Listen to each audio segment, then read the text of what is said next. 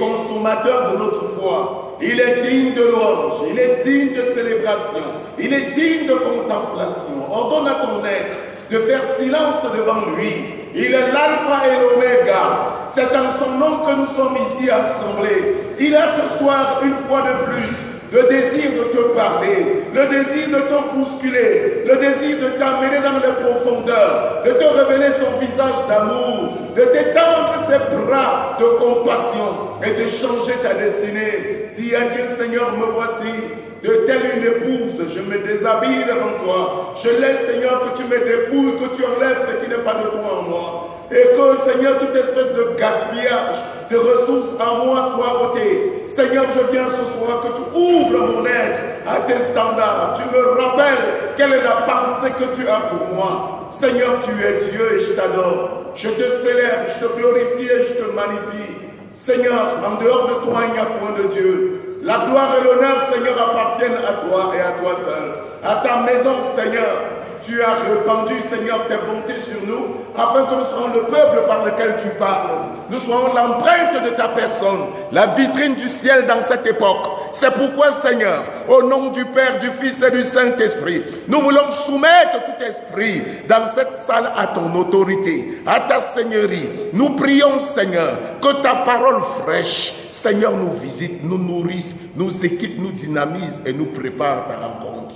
Nous avons prié au nom de Jésus-Christ de Nazareth. Amen. Amen. Amen. Amen.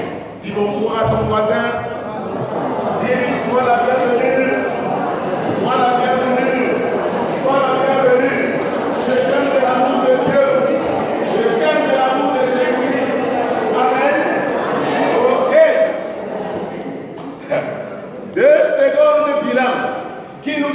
le résumé de ce qu'il a marqué hier, rapidement, en 2 mots. Si vous ne parlez pas, je passe vite, parce que j'ai beaucoup à faire pour peu de temps. En fait, vous me connaissez. J'ai beaucoup à faire pour peu de temps. Oui, papa. J'aime ta violence. Hier, ce qui m'a trouvé. Oui, papa. C'est que, est-ce que Dieu est dans ce que je fais? Est-ce que Dieu est dans ce que je fais? Je fais beaucoup de choses. Est-ce que Dieu est dedans? Donc, si tu as un deuxième élément, juste les éléments comme ça, je veux juste comprendre. Toujours la question à laquelle je dois me poser, est-ce que Dieu dit sa gloire, même dans mon service que je rends? Ok. Est-ce que Dieu dit sa gloire dans mon service que je rends? Est-ce qu'il y a une autre personne qui voudrait partager avec nous ce qui lui est resté en esprit? Vous savez, c'est important de garder la clé d'un message. Si vous ne l'avez pas, vous ne lisez aussi votre tête, vous accroissez le jugement. C'est tout. Oui, maman.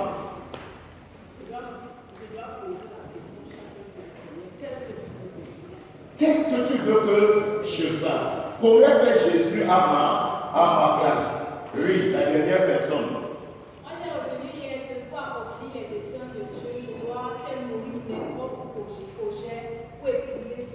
Amen.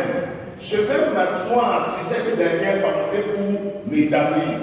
Ce soir, nous allons parler du gaspillage des ressources. Le gaspillage des ressources. Le gaspillage des ressources. Nous avons des ressources que tu as données et il y a beaucoup de gaspillage. D'entrée de jeu, on va lire 1 Pierre 1, verset 10 à 12, rapidement. 1 Pierre 1, verset 10 à 12. Pardon, faisons vite, pardon. 1 Pierre 1, 10 à 12. 1 Pierre 1, 10 à 12. Rapidement, s'il vous plaît. 1 Pierre 1, 10 à 12. Oui, ma soeur. Oui, même toi, papa. 1 Pierre 1, 10 à 12. Merci, papa. À haute voix. Les prophètes qui ont prophétisé touchant la grâce qui vous... Non, papa, lis comme savant. Lis à haute voix. Voilà, papa. Les prophètes qui ont prophétisé touchant la grâce qui vous était réservée. Écoutez, les prophètes qui ont prophétisé touchant la grâce qui vous était réservée, On fait de ce salut l'objet de leur recherche et de leur... écoutez, le salut que tu as aujourd'hui, ils en ont fait l'objet de leur recherche. Ça veut dire que quoi? Les prophètes avant toi ont pris le temps pour faire des recherches sur ce que Dieu te donne aujourd'hui, Ça veut dire que ce que Dieu te donne aujourd'hui, est trop grand. C'est parfois plus grand que ce que toi-même tu vois.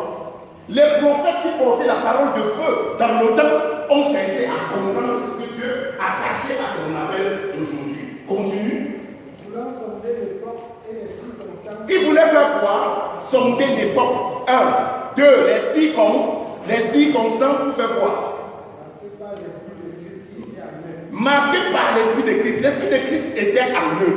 L'Esprit de Christ était en eux pour leur donner, de nous révéler ce message. Mais eux, sentant qu'il y avait quelque chose de formidable à notre époque, quelque chose de grand, quelque chose d'étonnant, quelque chose de sublime, ils ont voulu sonder. Ils n'ont pas voulu porter le paquet comme ça sans sentir l'odeur.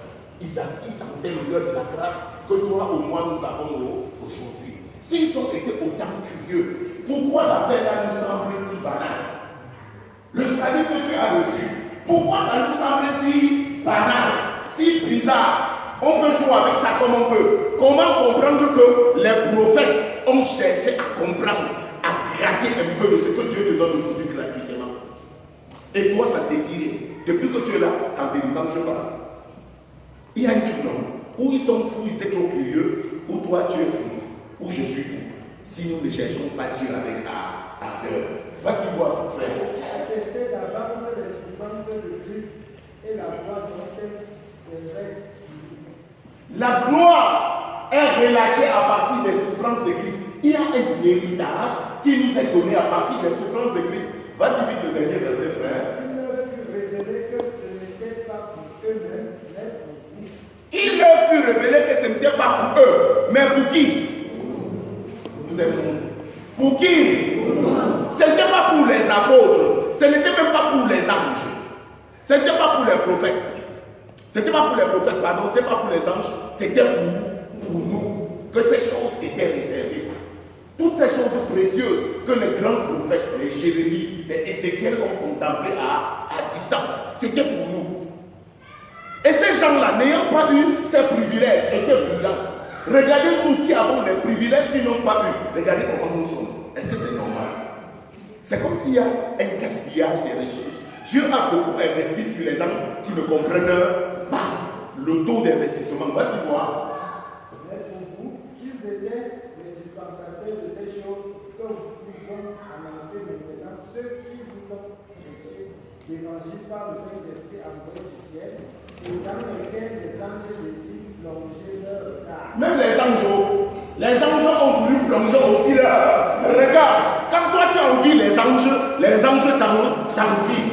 Ils disent que Jésus a fait quelque chose de terrible avec ces gens. C'est que quoi, papa? Les gens là sont extraordinaires. Au point où Dieu nous envoie en service pour eux.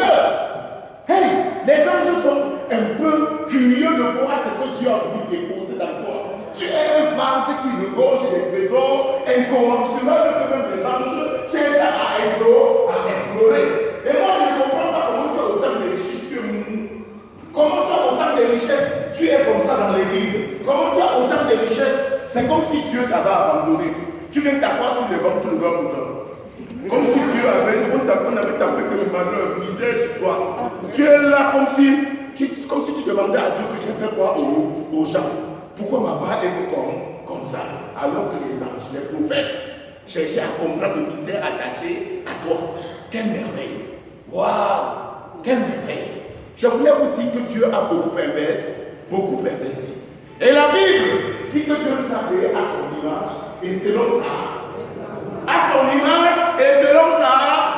À son image selon ça. Je suis en train de dire à quelqu'un que Dieu a fait que tu le descendes. Amen.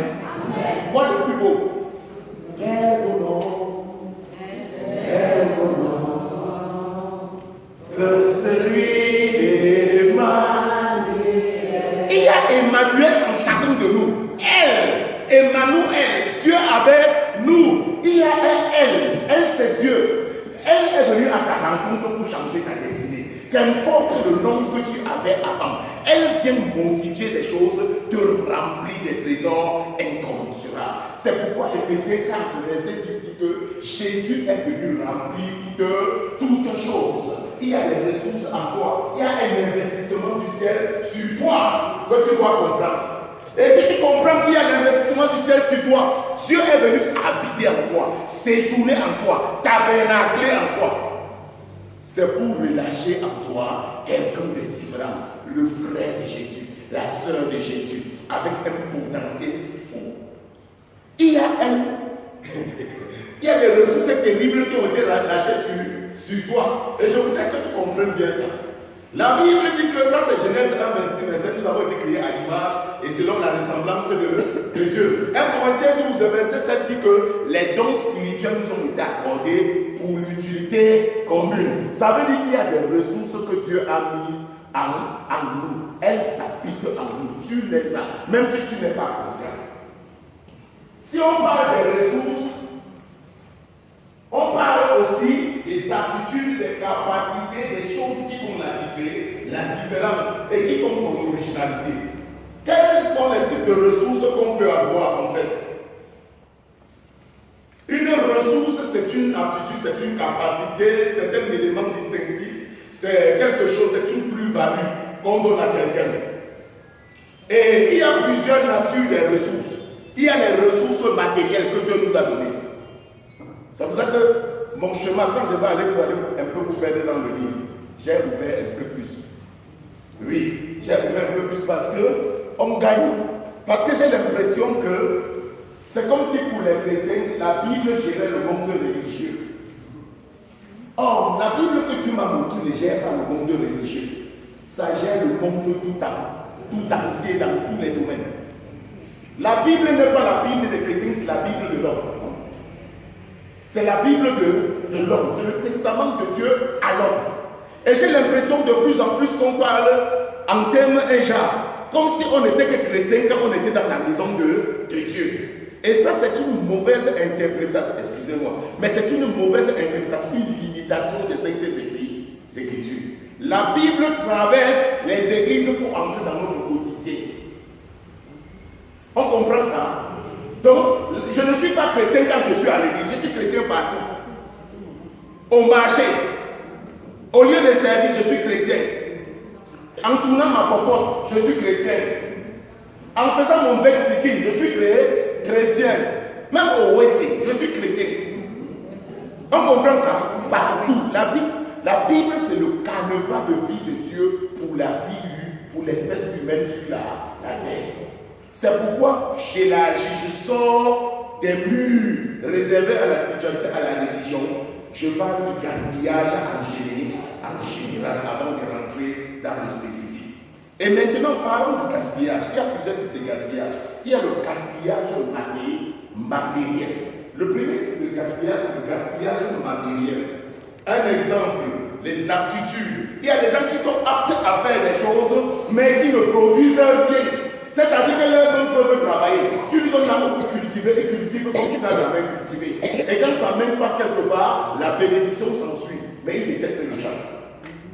Vous voyez un peu? Il déteste le champ. Quelqu'un qui a la suite dans les idées, quelqu'un qui s'y touche le bois, il fait des merveilles. Mais il déteste le travail. Il est en train de gaspiller des ressources. Le tact, l'aptitude naturelle que Dieu a déposée en lui. Une autre chose, les talents, qui sont des choses particulières qui nous distinguent les uns des autres, que tu sois chrétien ou non, ce sont des ressources. Il y a des gens qui ne sont pas chrétiens, un peu comme dans la Bible. Quand on a voulu construire le tabernacle, on a allé chercher des gens qui avaient la maîtrise de l'art, la maîtrise de la construction. Ils avaient simplement le talent. On les a pris pour certains travaux dans la maison de Dieu. Et tant que tu as du travail, tu as des aptitudes, tu ne les rends pas, tu ne les mets pas au service des autres, tu es endetté. Tu es endetté et tu es chiche parce que c'est une provision de Dieu pour rendre la vie sur la terre plus agréable. Toute aptitude en nous est une dette, est une capacité divine que Dieu a mise en nous pour faciliter la vie, non seulement à nous, mais aussi aux autres. D'ailleurs, nous en profitons seulement. C'est à cause des autres aussi que Dieu met ça en nous. On comprend. C'est pour ça que la Bible dit 1 Corinthiens 12, verset 7, les dons spirituels ont été accordés pour l'utilité commune. Ça veut dire que quoi? Dès que tu as une attitude, tu as endetté. Comme les gens là, ils nous doivent de nous rendre ministère. Comme moi là, je suis esclave de la parole que Dieu a déposée en moi. Je me dois de rendre ministère. Si je ne rends pas ministère, il y a quelque chose en moi qui ne tient plus.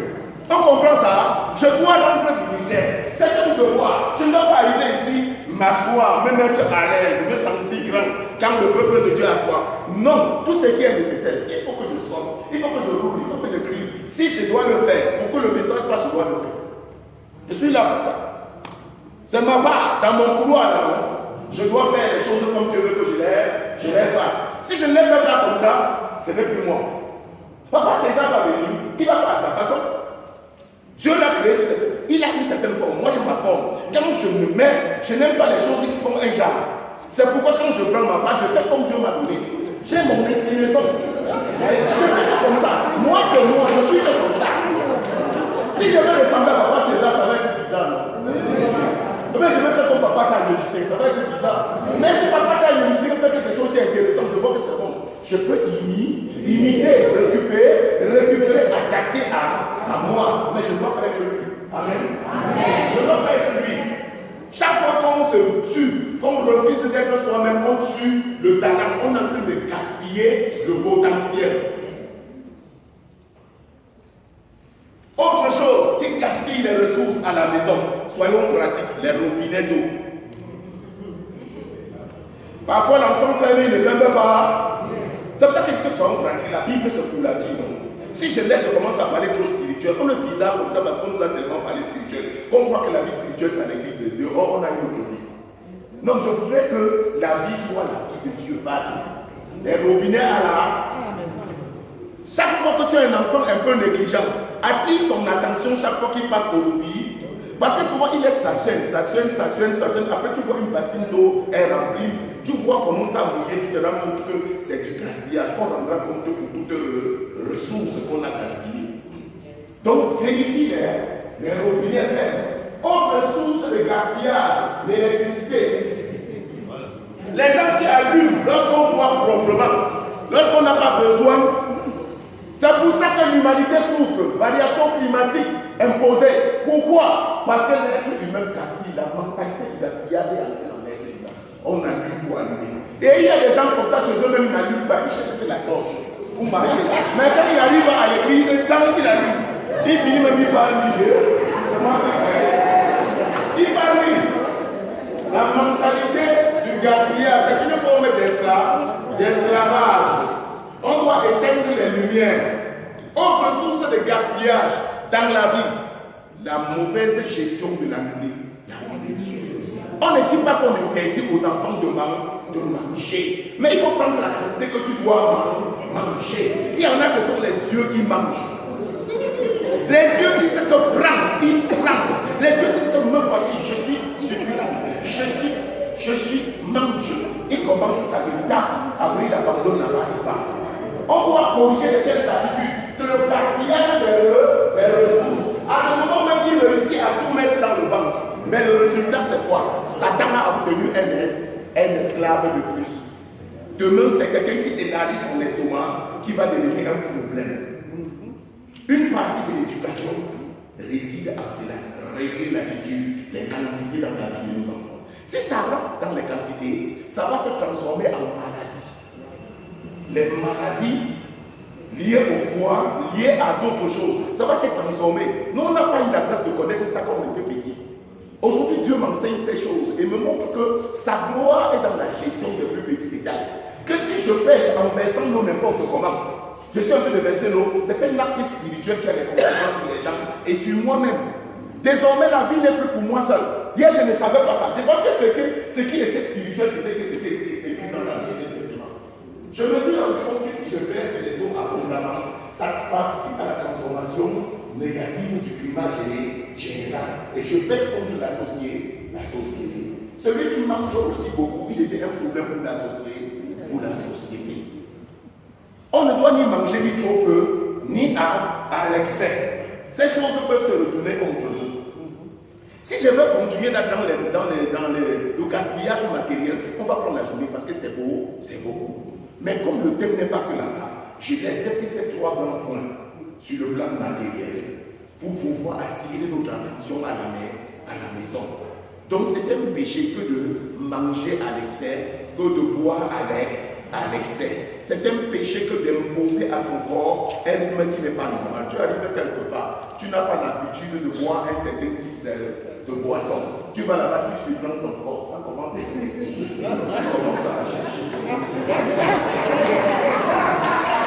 Que tu vas arrêter.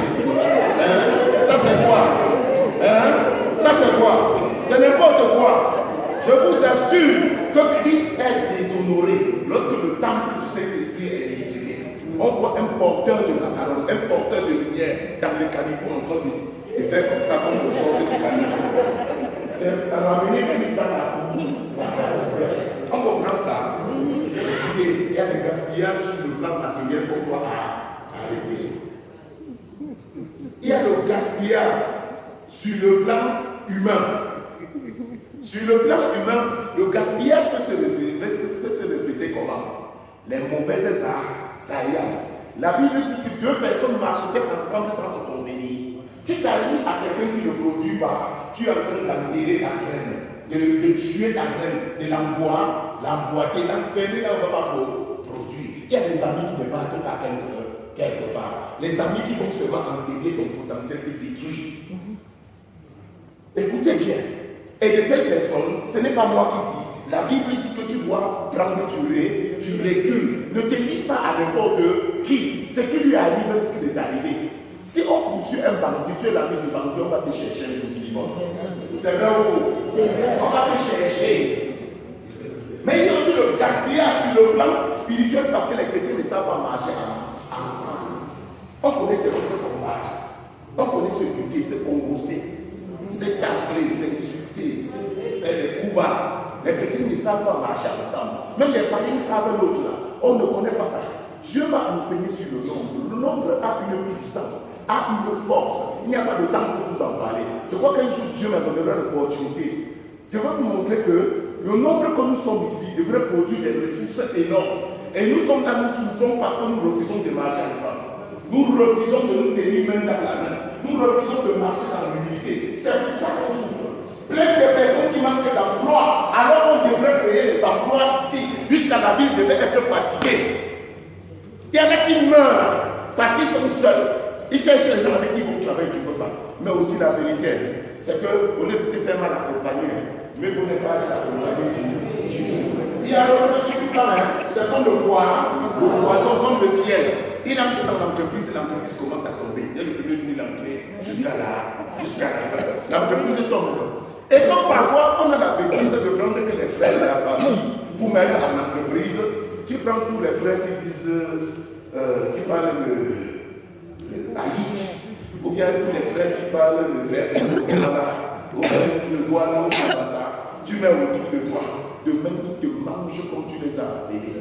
Et ils te mangent sans pitié. Même l'inconnu ne t'aurait pas mangé. Ils te mangent correctement. Et il compte sur quoi? Il dit, les affaires de la famille ne peuvent pas aller outre que la famille. Il compte sur le fait que si c'est mauvais, la famille va dire que c'est toi qui as utilisé la famille en l'amenant au tribunal. C'est pourquoi il n'a pas de pitié quand il te mange. Il te mange sans pitié. Or, nous sommes une force, non? Normalement, quand je suis avec toi, Papa Henri, je devrais me sentir plus fort. Je devrais me sentir capable. Quand je vois Papa Henri là où il est, en imagerie, je dois savoir, et j'ai souvent le privilège d'appeler Papa Henri. Il dit que oui, mon frère. Je dis que pardon, je t'envoie quelqu'un. Il dit que yes, frère, si je suis ici, c'est pour toi. Je me sens honoré. Sa présence est une bénédiction pour moi. Et s'il sent quelque part que je veux l'aider, c'est comme ça qu'il est puissant. Tu es seul, mais tu as beaucoup de possibilités. Mais regardez comment nous sommes nombreux avec les connaissances qui existent. Regardez comment on est pauvre.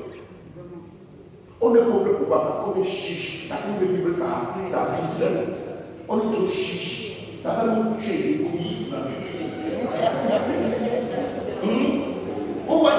Non, Jésus comme ça pour qu'on voit que l'évangile, c'est l'évangile de la vie de tous les jours. Jésus parle pour qu'on voit ça dans la vie de tous les jours, qu'il n'y a pas une vie à part et l'évangile à part. On comprend ça? Ça c'est très important. Pardon, papa, pardon, maman, c'est très important.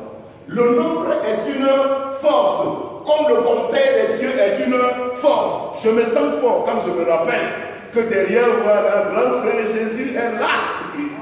Quand je m'en vais attaquer la guerre, je m'en vais quelque part parler au monde des ténèbres, je sais qu'il y a un grand frère Jésus derrière. Je me sens très fort. Mais quand tu es déconnecté de grand frère Jésus, ou bien s'il y a l'esprit de rivalité, on est ensemble. On est pris ensemble, chacun va nous montrer c'est pas lui que Dieu agit. Alors que c'est le groupe de Jésus qui fait fléchir.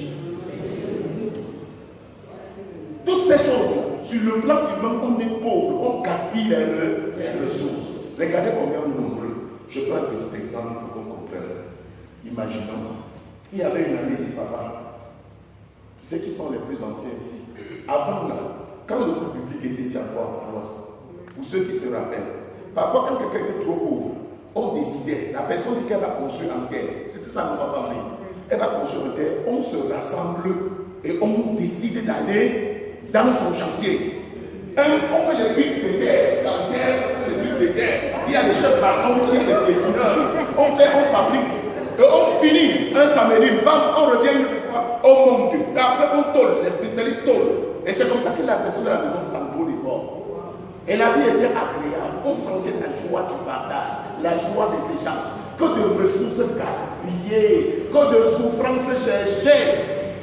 Dieu nous a enrichi des richesses. On est riche, c'est pour ça qu'on souffre. Et on faisait ça.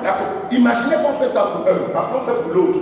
Seulement aujourd'hui, tu fais pour quelqu'un. Après, quand ton tour arrive, il dit j'ai la tontine. Il crée un faux prétexte. Mon enfant est malade. Tu appelles la maladie sur ton enfant qui n'est pas malade, ça va venir. Ça va venir. Et la pauvreté, le dévoreur va venir manger le peu de ressources qu'il y avait. On comprend ça. Sur le plan humain, il y a un gaspillage de ressources par Pas possible. Tu vas toucher seulement un peu. Pourquoi on avance? Sur le plan des valeurs, sur le plan de la morale, il y a un gaspillage de ressources. C'est-à-dire que quoi? La justice, la bonté devrait être un bon qui guérit l'Église, qui guérit le monde. Le monde est malade parce que les valeurs de Dieu ont disparu de la société. Or, l'Église était ambassadrice du royaume des cieux pour faire valoriser cela. Or, c'est ton frère qui est médecin que demain tu vas arriver, il va commencer à te faire les choses comme ça. Ou bien chez ta soeur qui est policière, ou chez ton frère qui est policier, tu vas arriver, tu vas avoir un problème, tu vas le voir, tu vas sourire que non, je suis délivré. Dès que tu as là-bas, c'est lui qui te donne l'argent. Prenez-lui l'argent. Prenez-lui l'argent. Et il ne vient pas devant, il se place derrière. Il dit que c'est même quoi? Prenez-lui l'argent. C'est comme ça que le pays est.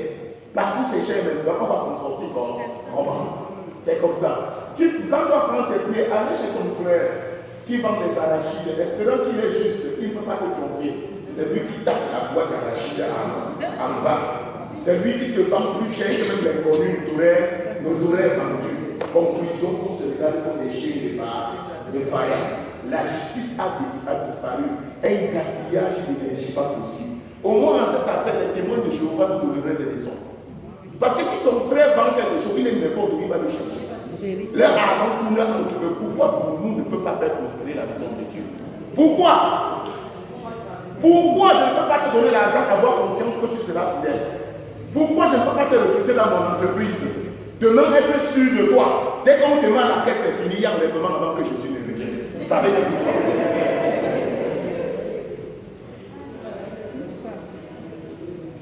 Regardez comment on gaspille les ressources. Une bonne partie de nos prières qu'on fait, c'est la réponse est parmi nous. C'est vrai ou faux? Quand je dis comme ça, vous même vous voyez, non?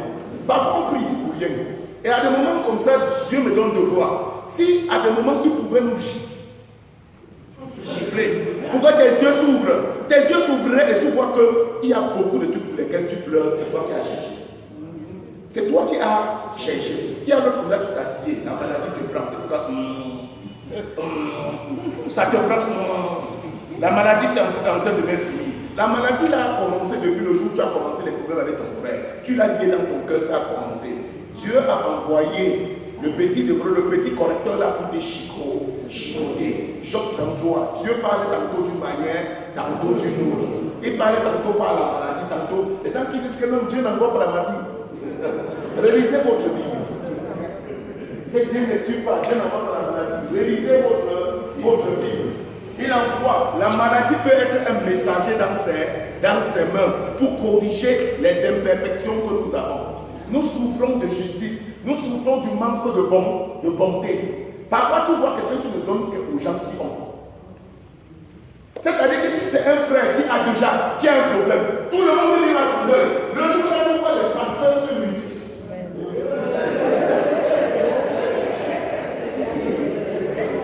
Il y a des pasteurs jusqu'au manque quoi faire. Tous ont les rôles. Tous sont prêts à rendre le ministère. D'autres deuils, il n'y a même pas de pasteurs. On est bien sûr que les pasteurs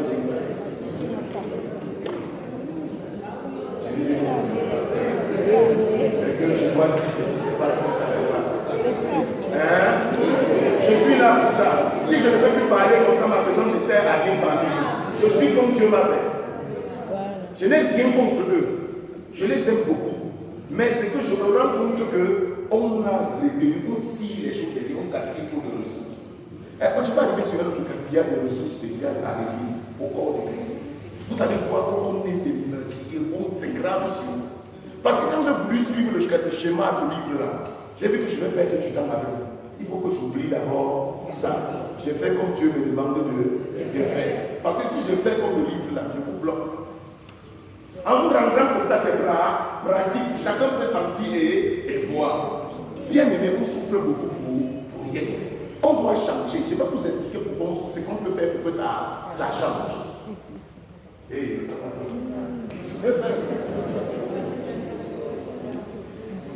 Il y a le gaspillage sur le plan des valeurs. Une des valeurs fondamentales de Dieu, c'est quoi? L'amour. Et dites-moi voir, il n'y a pas de gens ici parfois malades seulement parce qu'ils ne se sentaient pas aimés. Regardez, la plupart de nos couples souffrent pourquoi? L'amour a disparu, non? Parce que on parle d'amour, là, on regarde de façon vague. Si aujourd'hui les pasteurs parlent, ils m'altèrent, la doctrine ne change pas le caractère de quelqu'un. La doctrine ne change pas le caractère, la théologie ne change pas le caractère. C'est pour ça que tu vas voir des pasteurs, des bishops, apôtres, machin. Leur caractère, quand c'est sale, c'est sale. Quand c'est sale, c'est sale. La vie n'est pas vivable avec lui. Il va prêcher bien. Mais maintenant, dans son caractère, c'est pas le ciel, c'est l'enfer. C'est l'enfer. Or, s'il y a l'amour, il y a beaucoup de maladies qui vont disparaître. Beaucoup de problèmes qui vont disparaître. La parole d'autorité va ranger.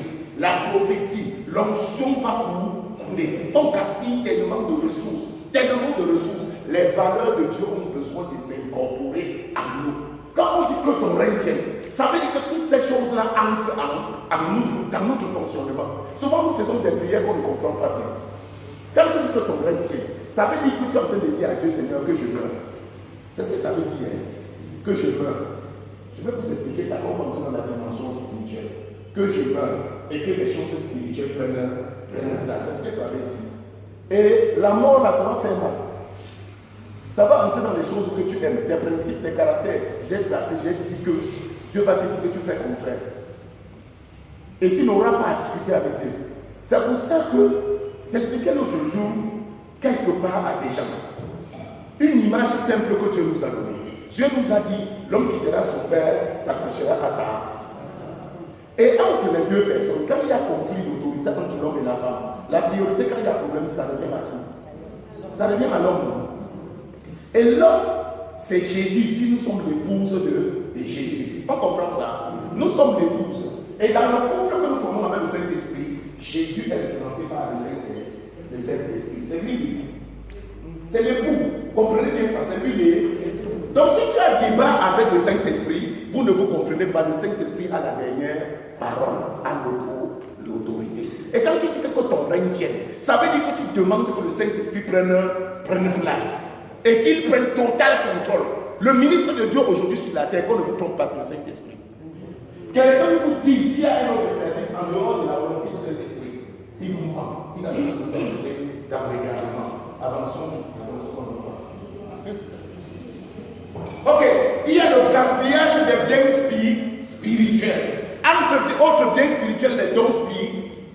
Et heureusement, ici, on a même commencé l'école des ministères. Beaucoup ne connaissent même pas ce que ça veut dire. On gaspille dans la maison de Dieu. Parfois, je m'en vais à l'hôpital me faire ausculter pour un problème que quelqu'un aurait dit au nom de Jésus. C'est mon couloir. Guéri. Et je serai guéri. Mais la personne est là. Je n'ai pas aussi. Je gaspille les ressources pour aller voir le docteur tous les jours. Elle est là. Elle ne fait pas d'effort même pour me regarder. Même le pasteur qui prêche là, il a besoin de ton imposition des mains. Les gens qui sont dans le couloir de la guérison. Il a besoin de l'enseignement du docteur, de l'apôtre. Il a besoin de ça. Si Dieu a mis en moi la sémence apostolique, quand je me lève, s'il est de Dieu, quand je parle, il sent la voix de Dieu et il répond à l'appel de Dieu. Lui-même a besoin de manger là-bas. Il y a un gaspillage dans la maison de Dieu comme je n'ai jamais vu. Dieu a dit, je bâtirai mon église. Et comment il bâtit son église? Il a appelé à lui des hommes. Il y en avait parmi les évangélistes, il y en avait de plusieurs classes. Ils se sont rassemblés. Mais il a fait une casse spécifique qui devait impulser la vision du royaume partout. Il a fait la caste des apôtres. Il en a pris 12. On aura le temps de parler. Je devais enseigner sur l'apostolat. À cause du problème, si on a renvoyé. Ça va venir. Quand ça va venir, vous allez vous rendre compte que l'apôtre est la sémence. L'apôtre porte en lui la sémence de presque tous les ministères. Pourquoi? C'est l'empreinte de Dieu au milieu du corps de Christ. C'est la base du directoire, c'est l'orientation, c'est le gardeur de vision, c'est celui qui envoie en vie. C'est pour ça que vous allez voir l'apôtre Paul, c'est un bon évangile, c'est un bon enseignant, c'est un bon passe, c'est un bon corps. On dit même qu'il était un érudit, c'est un prophète, il a prophétisé les choses, il a annoncé des choses. Vous allez le voir, il organise l'église, il bâtit l'église, les églises, les églises. En fait, on aura l'occasion va venir. Donc, il y a des dons, des couloirs dans la maison de Dieu. Voilà comment Dieu bâtit son église. que chaque personne emplie le Saint-Esprit habite soit une porte ouverte du ciel sur la terre, une ambassade du ciel sur la terre pour résoudre les problèmes ponctuels. Il a suscité des évangélistes. D'abord, avant même ça, il a versé les dons dans l'église de toute espèce, les dons de parole, les dons de connaissance, les dons de toute espèce, pour que personne n'arrive ici avec son problème, il rentre comme il est venu. Pour que l'atmosphère soit propre au royaume des cieux. Il a suscité tout ça. Mais il y a des moments où on vient ici à l'église, franchement, tu restes toi-même, tu dis que le culte l'a fini ici. C'est vrai ou faux? Ne m'en pas. C'est vrai ou faux? Parce qu'il ne faut pas qu'on fasse la religion. On prie que ça finisse vite quand l'atmosphère n'est pas là. La présence n'est pas. La présence, le culte, c'est la présence de Dieu. Si la présence n'est pas là, on fait quoi? Le djambi. Il y a les djambis fatigants et puissants. Mais encore, je vois mon djambi, sachant que j'allais au djambi. Que j'arrivais là où je pensais qu'il y a la grâce de le djambi, c'est très mauvais. Vous comprenez ça? Le culte, c'est la présence de Dieu. Si pendant un moment de renseignement, de rencontre, de sainte rencontre, le Saint-Esprit ne se manifeste pas, Dieu ne se révèle pas, ce n'est pas le culte divin. Dieu ne vient pas nous réciter, ce n'est pas le culte de Dieu. On comprend ça? C'est très dangereux de se rassembler sans la présence de Dieu. C'est pourquoi les cultes familiaux dans certaines familles sont difficiles. Parce que le Père lui-même ne cherche pas la présence de Dieu. Si pour vous le culte familial c'est faire ce qu'on a dit à l'église, rassembler les enfants, les obliger à méditer, vous êtes en train de faire des esclaves et ils seront hostils à la parole de Dieu. L'onction, le contact avec la présence de Dieu doit être communiqué aux enfants. Ils doivent sentir, humer le parfum de Dieu dès le jeune âge pour aimer Dieu par eux-mêmes. Et quand c'est comme ça, même quand tu n'es pas là, les enfants méditent seuls, ils connaissent la présence du Père, ils connaissent l'amour du Père. On ne les force pas à suivre le Christ. Qu'ils soient n'importe où, ils vivent leur vie avec Christ. Mais quand ça n'a pas été fait comme ça, maman, tu organises la prison. Que de maison dans laquelle la méditation, les moments de prière sont des prisons. Les enfants veulent fuir. Parce que c'est le père là, non? C'est la mère là, non? Elle nous fatigue. Il fatigue. Et vrai, parfois on fatigue. C'est vrai ou faux? On vient se reposer sur les enfants. On dit un mot. On cherche l'autre. On fait ce qu'on va et on s'est dit. L'enfant est là, il attend le prochain. Quel calvaire. C'est un problème. C'est un problème. N'éclatez pas les larmes. Disons vous l'avez. C'est la vérité qui libère. Sur le plan spirituel, le manque de ministère dans le corps de Christ déséquilibré. Nous avons un déséquilibre généralisé. Nos églises ne reconnaissent pas, nous disons pas encore les ministères et nous les premiers. Si je me lève, quand je parle, je suis sûr que quand je parle, la quelqu'un sent, et quand tu dis à sa tête, ça c'est un tel, ça c'est un tel. Un autre va venir parler, tu sens dans ta tête que ça c'est un tel, ça c'est un tel. Quand tu sens un enseignant, tu sais que c'est un enseignant. Tu sais c'est dans lui, ça se force par le royaume. Quand il parle, tu vois le royaume se manifester en lui. C'est vrai ou faux? Aussi longtemps que nous allons être durs pour reconnaître ce que Dieu a pensé, comment il a pensé, l'église, on va souffrir. Dieu me l'a fait comprendre clairement. Dieu, en créant l'église, a créé les ressources pour que l'église vive en paix, pour que l'église soit à l'aise. Il a créé des ministères. L'évangéliste, il a créé les pasteurs, il a créé les docteurs, il a créé les prophètes, il a créé les apôtres, afin qu'il y ait une coordination. Et tant qu'on ne reconnaît qu'un seul ministère, dans ta vie, tu ne connais que le ministère du pasteur, parfois qui est même mal assumé ou bien mal maîtrisé, tu es comme un corps qui a besoin de 5 vitamines qui n'en a qu'une seule. Tu es déséquilibré. L'équilibre vient des ministères. Relisez Éphésiens 4. Les ministères créés pour le perfectionnement des. Ça veut dire que Dieu voulait que les saints soient parfaits. Je dois être parfait par les ministères qui arrivent. Or, s'il y a des ministres là, et ils ne peuvent pas rendre le ministère, à quoi ça sert? Gaspillage des ressources. Gaspillage des ressources. Et nous avons pris un mauvais enseignement qui nous a rendu tordus. Je l'ai dit ici à des moments. Il y en a qui m'ont dit qu'est-ce que tu étais obligé de le dire. Quand j'ai dit aux gens que le ministère pastoral n'est pas le premier ministère dans la maison de Dieu, il veut dire que quoi? Il veut montrer. ce n'est pas la guerre. Je restaure les choses telles que Dieu les a faites. Il y a des ministres, s'il arrive, quand il est reconnu par Dieu, il est établi, par exemple, un apôtre, le pasteur doit passer après lui.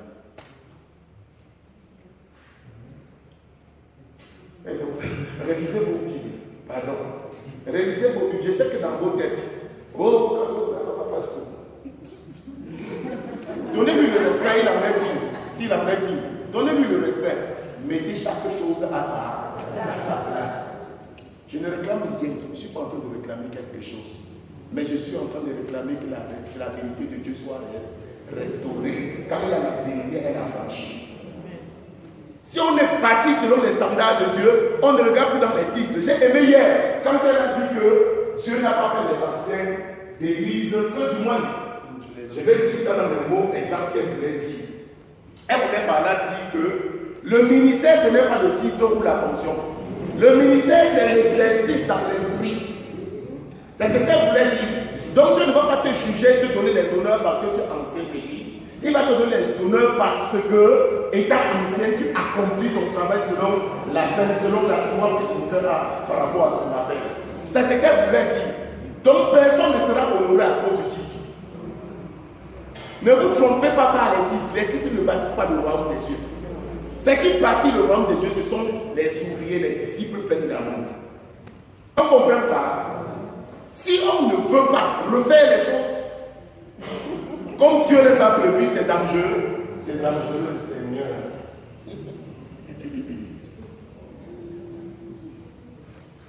Je ne sais pas comment on va faire, mais je suis à peine à la moitié de ce que je voulais dire. Je ne suis pas encore à la moitié. Bon, je vais donner ce que je vais donner ce soir. Je m'arrête quand je vais m'arrêter. Donc, sur le plan spirituel, il y a un gaspillage sans pareil. Les gens qui s'asseyent, qui n'exercent jamais, qui ne sortent jamais oser, qui n'osent jamais opérer par la foi. Mon peuple vivra par la foi. Et mon plaisir en lui. La monnaie du chrétien aujourd'hui, c'est la foi. Tu n'as pas la foi, tu n'opères pas dans les moyens de Dieu. Notre monnaie, c'est la foi. Amen. Ce n'est pas l'euro, ce n'est pas le franc CFA, ce n'est pas le dollar. La monnaie des chrétiens, c'est la foi. Si tu as la foi, tu as la monnaie du royaume. Tu peux opérer. Ne dis pas d'abord, je manque d'argent. L'argent du chrétien, c'est la foi. Bon, juste vivra par la foi. La foi, bien ce qu'on entend, c'est qu'on entend bien de la parole de Dieu. Quel est l'intérêt qu'on a à partager tous ces moments? Pourquoi est-ce qu'on s'arrête pour voir le danger du gaspillage? Parce que gaspiller, c'est agir contre le royaume. Détruire les ressources matérielles, morales, spirituelles, toutes les ressources que j'ai citées tout à l'heure, c'est agir contre Dieu. Donc tu agis contre Dieu lorsqu'on te met dans un bureau. Tu commences à créer la corruption là-bas. Tu te déclares serviteur de Satan dans son poste. Tu ne représentes plus le royaume des cieux. Tu es en train de prôner Satan. Vous comprenez le danger de vos actes au bureau? Ne dis pas que je suis chrétien, je vais venir me repentir à l'église. Non. C'est que tu fais en société, Dieu est là-bas. Si là-bas tu choisis Satan, c'est le règne de Satan que tu es en train de détendre. Or, à l'église, quand tu dis que ton règne vienne, tu appelles le règne de Dieu alors que tu combats le règne de Dieu. Le règne de Dieu, c'est la lumière, c'est la vérité, c'est tout ce qu'on cite là-dessus, que je n'arrive même pas à tout citer, parce que le temps. Vous comprenez? C'est ça le règne de Dieu. Le règne de Dieu, c'est ça, ce n'est pas autre chose. Quand tu t'opposes à cela, tu es en train de t'opposer au règne de Dieu. Quand tu dis que ton règne vient, tu es en train de faire des contradictions. Nous exposons cela pour parler de comment établir l'administration de Dieu, la vision, la gestion selon Dieu. Autre chose, c'est pour former les adorateurs qui agissent dans le canevas divin, dans le timing et le canevas divin. Je vais un peu rapidement. C'est aussi pour maintenir le peuple de Dieu dans la liberté et lui éviter d'entrer dans les addictions. D'où vient une addiction? Ça vient du fait de prendre plaisir à l'excès, prendre plaisir à une chose qui n'est pas bonne à l'excès. Je prends un exemple. Si tout le temps tu as l'habitude de lancer une pincée de sucre dans la bouche, à un moment ça devient un rituel. Tu répètes l'habitude. Au bout de la répétition, un moment, tu as l'impression que si il t'a manqué le sucre en une journée, quelque chose ne va pas bien.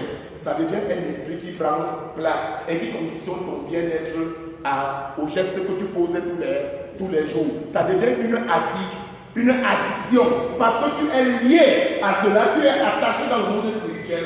Un désir, un plaisir a donné place à un esprit qui est entré, qui a pris contrôle de ta liberté, de ton libre arbitre et t'impose la marche à suivre. Je veux dire quoi? Quand on restaure la liberté, là, on détruit à Satan le pouvoir qu'il avait sur nous, en gérant les ressources comme la nourriture bien, en gérant la lumière, en gérant bien le savon, en gérant bien l'harmonie, l'amour, les relations interpersonnelles, le potentiel des autres.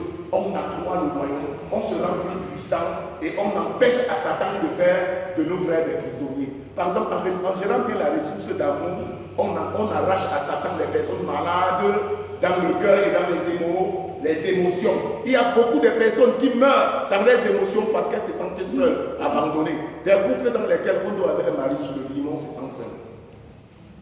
On doit avoir une femme, mais on se sent seul. On doit avoir son frère, sa soeur, on se sent seul. C'est vrai ou faux?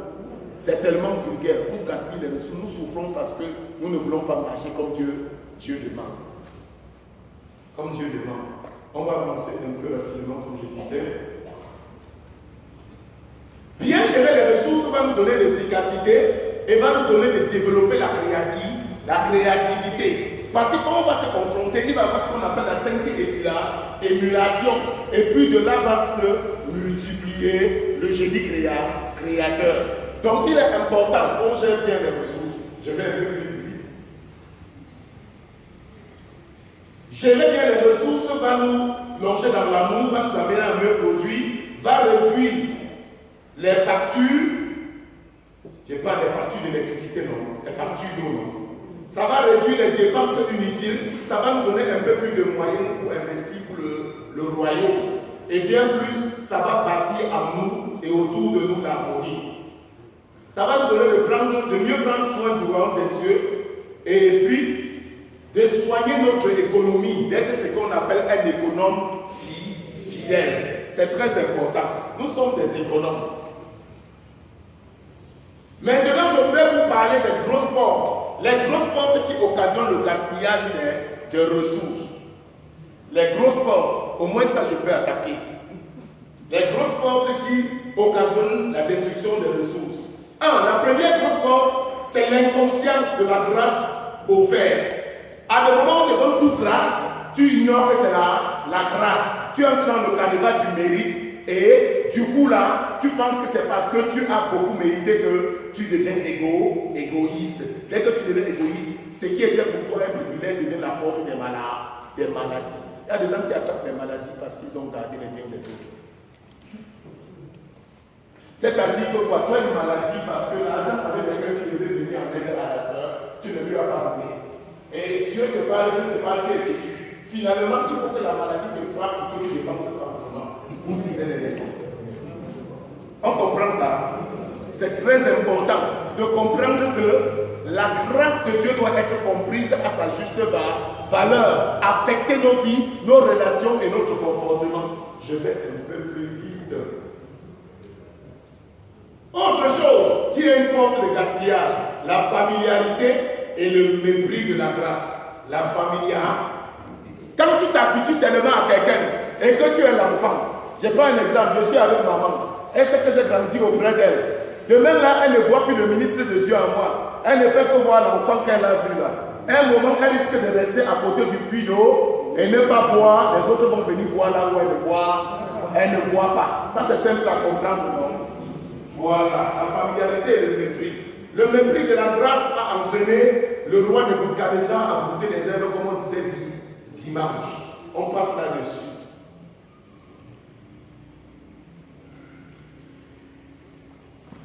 Le fait d'être en dehors de son appel est un gaspillage terrible de ressources. Parce que quand tu es en dehors de ton appel, des talents de ta vocation, tu passes le temps à gêner les gens dans leur couloir. c'est gaspiller les ressources que de ne pas connaître le sens de son appel, sa forme spirituelle, son appel ministériel. C'est gaspiller. Pendant que tu es là, tu n'opères pas dans ton couloir, les malades dans autour de toi. Il est urgent, il est nécessaire de retrouver ton appel, de retrouver ton couloir. Si tu ne le fais pas, le royaume de Dieu est en train de régresser. Les ténèbres se moquent de la maison de Dieu. Alors que tu as investi, il a rempli les zones de potentiel. Ça, c'est une dette terrible. On souffre comme ça alors que ici à Kamja, on devrait avoir tout. Parce que je vois les évangélistes ici. Je vois les pasteurs ici, les gens qui ont le cœur d'une mère pour encadrer le troupeau de Dieu. Je vois les docteurs ici, quand ils se lèvent pour enseigner, ils savent pas. Ah yes, Dieu a mis en toi. Je vois ici, là, encore en ces lieux, je vois les gens qui ont la sémence. Quelqu'un disait hier qu'elle avait la sémence prophétique. Je vois, dans cette paroisse, je vois des apôtres. Ils sont là. Mais eux-mêmes, parfois, ils ignorent qu'ils sont apôtres. Ils attendent qu'on leur dise de faire ce qu'ils ont à faire. Moi, n'attends pas. N'attends pas, je fais. Et ça dérange quelqu'un, il me fuit. Mais je fais. Parce que je vais rendre compte à Dieu. Je ne veux pas dire que c'est tel pasteur qui m'a empêché. Le pasteur ne m'a pas donné le titre. Dieu n'a pas dit que mon champ ministériel s'arrête à Gam. D'ailleurs, avant qu'on commence à me donner la parole ici, il s'était rendu compte qu'ailleurs, la personne qu'on voyait, ça courait ailleurs. On leur disait que le cycle là que vous voyez, ailleurs ça fait fort. Que les gens le cherchent pour la voir, on programme à l'avance, on l'accueille, on l'entretient. Quand on part ailleurs, ce n'est pas les choses qu'on aime toujours. On loue les hôtels pour nous attendre. On loue les hôtels, on nous attend, ça parfois je refuse. J'ai dit que je vais aller dormir dans une famille, on dit que non, on va traiter l'homme de Dieu, il ne faut même pas que tu aies les mots de tête. Je ne dis pas qu'on exige que ceux à qui Dieu a donné le don exigent cela. Mais je veux dire, parfois le mépris fait que la familiarité s'installe et puis le désordre s'opère. Je dois me considérer dans mon couloir. Je dois considérer un autre qui est dans son couloir. On doit vivre dans la paix les uns avec les autres. L'harmonie, la puissance de Dieu se dégage. Et nous devenons une puissance prête à résoudre les problèmes les plus compliqués ensemble. Mais quand tous ignorent leurs appels, tous ignorent leur ministère, ça devient très compliqué. On prie parfois, Dieu dit qu'il y a la solution. On prie, on se plaint, Dieu dit que il y a tout est là. Cherchez quoi? Tout est là. Et c'est comme ça qu'on souffre en silence. C'est tellement important que tu retrouves ton couloir. Le fait aussi de ne pas marcher par l'esprit est un gaspillage de ressources. Si tu ne marches pas par l'esprit, tu vas utiliser l'intelligence là où il ne faut pas. Tu vas utiliser la chair. Tu vas te bousculer les gens là où il ne faut pas. Et tu te puisses beaucoup. L'esprit frappe avec précision. On comprend ça. Tellement important de marcher par l'esprit. Que si je te disais seulement ça, je crois qu'on a dit la clé. Cessez d'évoluer en dehors de votre poste d'appel. Je ne veux pas dire que si Dieu t'a appelé quelque part, il ne peut pas t'appeler ailleurs. Parce qu'il y a des gens aussi qui ont d'autres maladies. On dit souvent, il est partout, il fait tout. Est-ce que quelqu'un peut faire tout? Je te réponds que oui, quelqu'un peut faire tout. C'est la religion qu'on nous enseigne souvent. Je vous dis aujourd'hui, quelqu'un peut faire tout. Si l'esprit qui en lui est capable de faire tout, quelqu'un peut faire tout. 1 Corinthiens 2, verset 14 et 15. À la fin du verset 15, on dit que l'homme spirituel juge de tout. Il n'est lui-même jugé par personne. On a dit que de certaines choses. On a dit de tout. Il n'est lui-même jugé par personne. Quelqu'un dit qu'il est orgueilleux. Il est orgueilleux. Laissez. Si quelqu'un a la sémence apostolique, il a la sémence pour toucher à un peu du tout. Et s'il touche à un peu du tout, au lieu de le critiquer, juge au résultat. Si le résultat n'est pas efficace, dit que c'est pas efficace. Mais si c'est efficace, fais-toi. C'est ce que j'ai accusé l'enfant de Dieu. Laisse-le évoluer. C'est Dieu qui l'a appelé, qui saura en prendre soin. Écoutez, le gaspillage des ressources est une stratégie satanique pour empêcher que le règne de Dieu s'accroisse. C'est une stratégie satanique pour empêcher que le règne de Dieu s'accroisse. Il s'appuie sur le plaisir et le désir. Ce sont les boutiques de Satan pour organiser le gaspillage des ressources.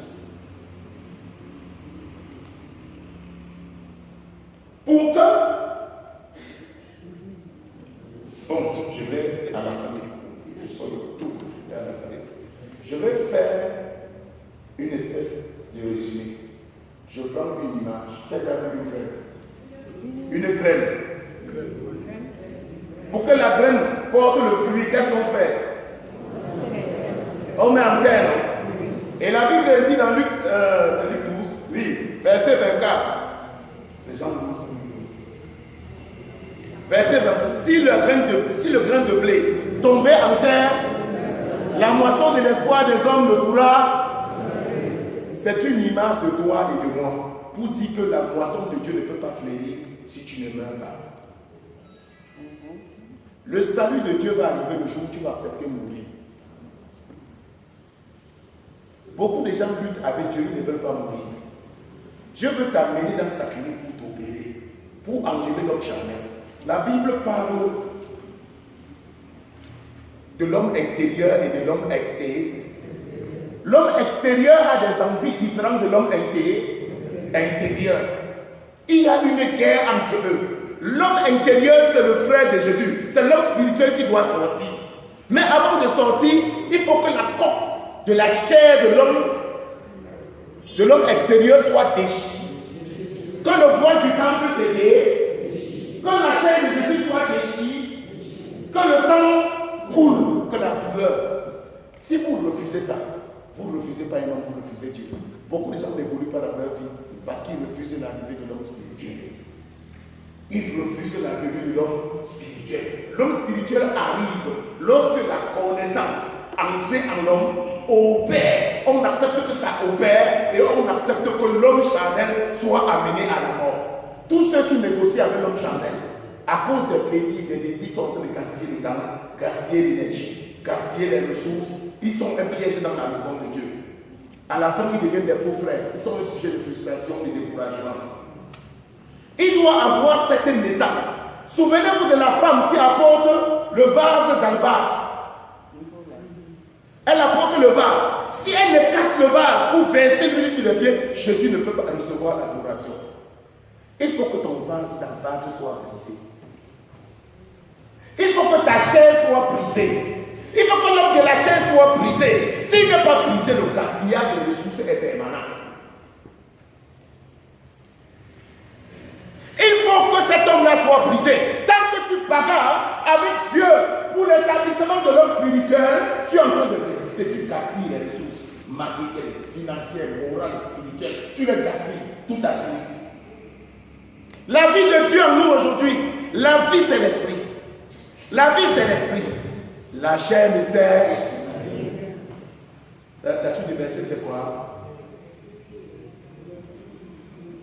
Hein? Ces paroles que je vous ai données, c'est esprit et vie. La parole est esprit et vie. Donc la vie est dans la parole. L'esprit est dans la parole. Si tu veux grandir dans la parole, c'est en acceptant qu'elle opère en toi. Bien-aimé, tu as besoin de résoudre cette équation. Tant que tu fuis la mort spirituelle, tu fuis mourir dans les choses de ce monde, tu fuis mourir dans l'homme de la chair, tu empêches que l'homme spirituel prenne la place, tu entres dans un gaspillage sans fin. Si tu ne gaspilles pas les biens matériels, tu es moralement bien. Tu vas gaspiller les biens moraux. Si tu ne gaspilles pas les biens moraux, tu vas gaspiller les biens spirituels. Il y a plusieurs types de gaspillage. Nous devons sortir du gaspillage.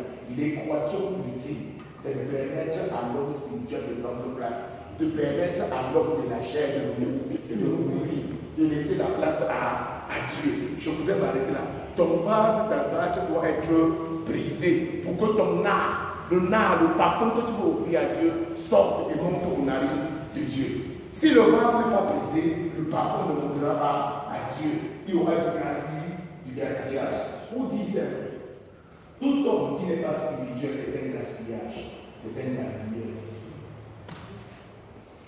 Tant que la nature spirituelle n'est pas encore révélée à toi, tu es en train de gaspiller. Plein de ressources. Le monde t'attend. Aussi la création attend-elle. Comment? Quoi? La révélation des fils de Dieu. Le monde attend que les fils de Dieu en toi se révèlent. Et tant que le fils de Dieu ne s'est pas révélé, tu es dans le gaspillage. Gaspillage du temps. Depuis que tu es né, tu as gaspillé combien d'années?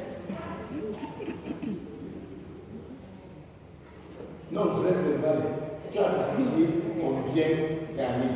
Vrai. Depuis que tu occupes une place, même Jésus à un moment a vu l'arbre qui ne pouvait pas produire. Il a dit, coupez-moi les histoires coupées. Il faut la place inutilement. Dieu n'a pas investi en toi pour qu'il n'y ait pas une récolte. Dieu veut récolter ta vie. Quelqu'un comprend ça? Tu as gaspillé combien d'années? Ceux qui sont petits, qui suivent ça, c'est un avantage. Acheter du temps. Faites ça plutôt. Et même maintenant, tu es maman, tu es papa. L'homme spirituel doit naître en toi. L'équation, la coquille doit se briser. La chair doit qui? L'homme spirituel doit naître. Le frère de Jésus doit naître. S'il ne naît pas, maman, tu perds le temps sur la terre. Ton séjour est une perte de temps sur la terre. Dieu va te dire que je t'avais envoyé faire quoi? Tu n'auras rien à lui dire. Tu es esprit. Ceux qui l'adorent en. Si ce n'est pas en esprit, tu ne peux pas adorer Dieu, maman. Même si on te flatte n'importe comment, même si tu fais les plus bonnes œuvres. D'ailleurs, les francs-maçons font ça. La Rose Croix fait ça. Le Rotary fait ça. Ils font les œuvres de charité. Tes œuvres ne peuvent pas dépasser pour eux. Au ciel, ce n'est pas les œuvres là que Dieu cherche. Dieu cherche les adorateurs. On comprend ça. Pour cesser le gaspillage, laissez que l'homme spirituel naisse. Et pour que l'homme spirituel naisse, il faut que quelqu'un meure. Et pour mourir, la chair va tout se plaindre. Il va avoir les douleurs, ça va faire mal. Vous n'avez jamais vu la graine. Regardez comment la graine, quand elle veut produire, ce qui se passe. 1. L'effet de la chaleur. 2. L'effet du contraste de l'humidité. C'est les contrastes qui font que la chaleur, la coque explose et cède à la vie. Il va avoir la chaleur qui représente le jugement. Mais il va aussi avoir la vie, pardon, la miséricorde, qui vont entrer en toi. Quelqu'un comprend ça? Frère, plus tu perds le temps, tu tardes à ce que l'homme spirituel arrive, plus tu es en train de perdre, tu es gaspillé. C'est pourquoi tu verses même à la maison sans comprendre. Si tu verses à la maison, le Saint-Esprit dans toi, il va te parler quand tu verses l'eau. Moi, ça vous est déjà arrivé de verser l'eau ou de faire un geste banal comme un péché, que le Saint-Esprit te reprend. De porter même un habit, tu veux sortir, le Saint-Esprit dit que mission est comme ça. Ça arrive à qui? Voilà. Est-ce que vous êtes déjà arrivé de prendre la nourriture, tu veux la passer dans la bouche? Le Seigneur dit que dépose. Tu n'en as pas besoin. Ça arrive à qui? N'ayez pas honte. Ça arrive à qui? Donc, si vous n'écoutez pas le Saint-Esprit, je vous attire votre attention. C'est pour vous dire que quoi? Tant que l'Esprit de Dieu n'habite pas en vous, on est en train de gaspiller. On doit cesser d'être gaspilleur. Qui veut cesser d'être gaspilleur? Qui a compris qui gaspille? Gaspiller les dons. La présence ne sert à rien. Les connaissances ne servent à rien. Tes potentiels, Seigneur. Le jugement là sera fondé. Ce sera très fort. Quand souvent Dieu me montre ça, je reste comme ça et dis que Seigneur, miséricorde. Miséricorde. On peut pas payer faute de connaissance. La puissance est dans le sang de Jésus. La puissance est dans le sang de Jésus. Oh mon sauveur. La puissance est dans le sang de Jésus-Christ. La puissance est dans le sang de Jésus. Restauration, restauration est dans le sang de Jésus. Alléluia. Restauration est dans le sang de Jésus. Oh mon sauveur. Restauration est dans le sang de Jésus-Christ. Restauration est dans le sang de Jésus. Et si tu as parlé à ton cœur et tu t'es rendu compte que tu gaspillais des ressources, commence à parler à Dieu, dis à Dieu, Seigneur, je reconnais mes fautes. Depuis la naissance, je n'ai pas compris le sens de la vie, je n'ai pas compris le sens de ma forme, je n'ai pas compris le sens de mon teint, de ma couleur, de ma taille, de ma corpulence, de l'éclat qui s'est dégagé en moi. Seigneur, je n'ai pas compris le sens de la merveille que tu avais déposée en moi. Seigneur, ce soir, je comprends. Seigneur, que tu n'as rien fait au hasard. Je suis une lettre que tu as envoyée sur la terre, afin que par moi les hommes soient guéris, les femmes guéries, le monde soit restauré, les béquilles soient ôtées, les paralytiques, que les hommes qui souffrent souffraient dans leur profondeur, Seigneur, sois restauré. Seigneur, je comprends ce soir que je suis une lettre ouverte et que toutes les dimensions de ma vie sont un message de ta part adressé à le monde, et que je suis dans le gaspillage tant que je ne marche pas par l'esprit, tant que je ne perds pas par l'esprit. Je suis un gaspillage différent. Et ce soir, Seigneur, je regrette toutes ces années d'ignorance. Oh Seigneur, je regrette toutes ces années d'ignorance. Je regrette toutes ces années d'égarement, toutes ces années d'égoïsme, toutes ces années de possession, des choses que j'ai amassées sur moi et qui ont occasionné la malédiction, qui ont occasionné les maladies, qui ont appelé les blocages, des choses qui m'ont séparé de mes frères, qui m'ont rendu malheureuse. Oh Seigneur, nous souffrons du manque d'amour, nous souffrons du manque de considération, du manque de respect de tes valeurs. Seigneur, devant ta parole, Seigneur, nous sommes pris d'épouvante. Nous réalisons, Seigneur, que nous sommes loin de ta vision. Oh, que de gaspillage sur le plan spirituel. Nous sommes ensemble, nous souffrons de tant de maux, nous souffrons de tant de douleurs, nous souffrons de tant de problèmes, parce que nous n'arrivons pas à nous mettre les uns avec les autres. L'orgueil nous a tués et nous amène à épuiser les ressources inutilement. Seigneur, nous pensons que nous réfléchissons beaucoup. C'est pourquoi aujourd'hui, certes que tu bâtis ton église selon tes standards, mais nous avons fait de ton église notre église. Et nous t'avons dit aux autres notre église, alors que tu as dit ton église. Seigneur, pardonne nos ignorances. Pardonne nos ignorances. Ramène-nous à l'obéissance à ta parole. Que nous apprenions à rebâtir les choses selon ton esprit. Seigneur, nous voulons entrer dans nos appels. Nous voulons entrer dans notre couloir. Nous voulons entrer dans notre vocation. Nous voulons entrer, Seigneur, dans l'appel que tu as réservé pour nous. Permets, Seigneur, que l'homme de la chair, l'homme matériel, Seigneur, s'éteinte, que se brise le vase et que l'homme spirituel sorte des profondeurs pour nous apprendre à gérer les ressources du ciel. Seigneur, nous prions. Oh, que la coque de la graine explose et que, Seigneur, la graine chère et que, Seigneur, la nation qui va se sortir de ces lieux, Seigneur, soit suscitée. Que le Cameroun connaisse un temps de restauration. Que le monde entier connaisse un temps de restauration. Nous sommes fatigués de ces moments d'égarement. Et nous avons besoin de toi. Seigneur, viens visiter. Viens nous guérir. Viens nous pardonner de nos gaspillages. Viens nous restaurer, Seigneur. Viens nous laver. Viens changer notre compréhension, notre entendement. Apprends-nous, Seigneur, à avoir les pensées qui habitent en toi, à avoir le caractère que tu as fait, à avoir ta nature, à nous laisser conduire par le Saint-Esprit. Viens nous orienter dans le plus petit détail des choses que nous avons à faire et de permettre que nous continuons à fonctionner de la sorte. Le monde périt à cause de nous. Nos familles périssent à cause de nous. Seigneur, nous avons besoin de toi. Viens ce soir, visite-nous. Donne-nous des vêtements nouveaux. Seigneur, nous avons besoin de te toucher.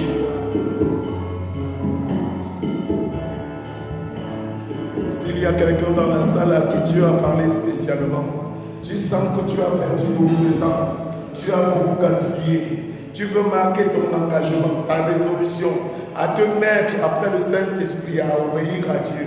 Tu veux désormais que le Saint-Esprit prenne contrôle de ta vie, te conduise dans les plus petites choses. Mets-toi sur tes deux pieds et on va prier pour toi. Mets-toi sur tes deux pieds et on va prier pour toi. Quelqu'un qui a dit trop de temps perdu, trop d'énergie perdue, la façon de vivre avec laquelle nous vivons dans cette paroisse et dans notre vie, dans la famille de Pardon. Seigneur, tu peux m'utiliser pour commencer le gouvernement des choses. Seigneur, me voici tel un ustensile que tu peux utiliser. Mets-toi sur tes deux pieds, on va prier.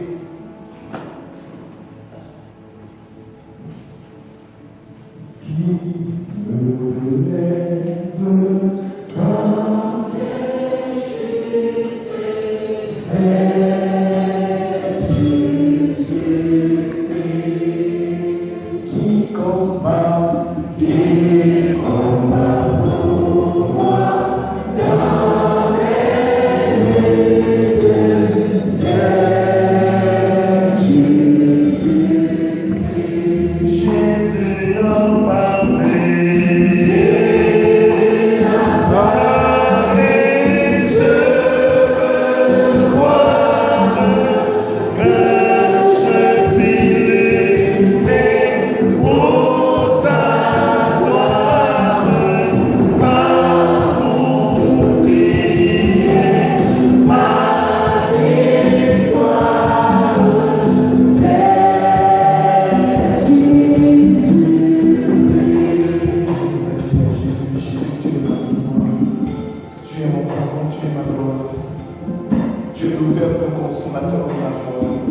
C'est par toi que j'ai été restauré, que je suis sorti du monde des morts. Et c'est par toi que je veux vivre la vie de l'homme spirituel. C'est par toi que je veux vivre en esprit. C'est par toi que je veux opérer, que je veux gérer sur cette terre. C'est par toi désormais que je veux me déployer. C'est pourquoi maintenant, Seigneur, je me lève devant toi en signe de réponse, Seigneur, à ton appel. En signe de réponse, Seigneur, à ton cri ce soir. Je me lève afin que, Seigneur, tu te serves de moi et que tu me conduises dans de nouvelles voies. Seigneur, je te présente le vase que je suis. Je te présente le vase que je suis. Je prie maintenant au nom de Jésus que tout ce qui est ça en moi, dans mon système de raisonnement, dans mon système d'analyse, dans mon système de pensée, dans mes émotions, dans mes sentiments, tout ce qui était impropre à ton royaume, tout ce qui calculait beaucoup, les forteresses de mon passé, qui étaient assises et qui empêchaient que ton règne s'étende par ma main, par mes attitudes, maintenant c'est de place. Seigneur, je prie que la coquille de l'homme ancien, l'homme de la chair, soit brisée maintenant. Je prie dans le nom de Jésus-Christ que le vase dans le vase soit écrasé et que, Seigneur, un vase nouveau soit reçu. Seigneur, visite le vase que je suis. Visite-moi. Visite-moi. Touche-moi. Souffle sur moi. Souffle sur moi. Laisse que ton huile descende. Laisse, Seigneur. Laisse, Seigneur. Laisse, Seigneur. Laisse que ton huile descende. Laisse que ton huile descende. Laisse que ton huile descende. Laisse que les sources abondantes se déversent dans le vase que je suis. Laisse, Seigneur, que ta pensée descende en moi. Laisse, Seigneur, que ta présence inonde mon être. Et que tout ce qui était limite à moi soit étendu, soit ouvert à ton règne. Seigneur, tu peux venir. Que tes sources abondantes saturent mon être. Seigneur, je te recommande mon être. Souffle maintenant à moi. Régénère-moi. Seigneur, je prie que quelqu'un qui a marché par sa pensée depuis et qui a été déçu par ses idées, Seigneur, soit renouvelé dans l'intelligence. Je prie maintenant que les forteresses des analyses humaines, les forteresses des pensées humaines soient ôtées au nom de Jésus-Christ de Nazareth et que le renouvellement de l'intelligence s'opère par la puissance du Saint-Esprit.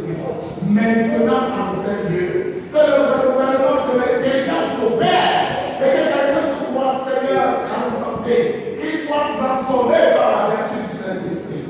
Je prie maintenant que quelqu'un qui souffrait dans ses émotions et dans ses sentiments, maintenant reçoit le souffle créateur, le souffle régénérateur, que le vent qui souffle de quatre points visite maintenant les ossements des personnes qui se sont trouvées desséchées et que l'esprit se lève pour des temps nouveaux, pour la reconstruction de la vie, la reconstruction de la nation, la reconstruction de ton église. Seigneur, je prie pour un nouveau départ dans les misères. Je prie maintenant que les hommes et les femmes portant l'empreinte de la personne se mettent à l'écart et que, Seigneur, ton esprit les saisisse au nom de Jésus-Christ de Nazareth. Les saisisse au nom de Jésus-Christ de Nazareth. Qu'ils soient saisis au nom de Jésus-Christ de Nazareth.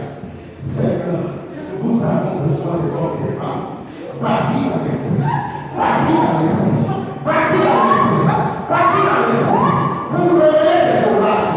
Partis dans l'esprit. Pour révéler le royaume. C'est pourquoi maintenant, Père, je te présente tes évangélistes en ces lieux. Tu les connais. Que le feu de ta présence embrase maintenant la plante des pieds. Embrase la plante des pieds. Embrase la plante des pieds. Embrase la plante des pieds. Embrase la plante des pieds. Et que le bouche soit enflammé pour ta gloire. Seigneur, laisse la parole de puissance. Relâche la parole de puissance. Relâche la parole de puissance. Relâche la parole de puissance. Et que le ministère de la parole soit puissant, Seigneur, dans cette église. Et ouvre cette église. Saisis le pied. Saisis le pied. Saisis le pied. Enflamme le pied.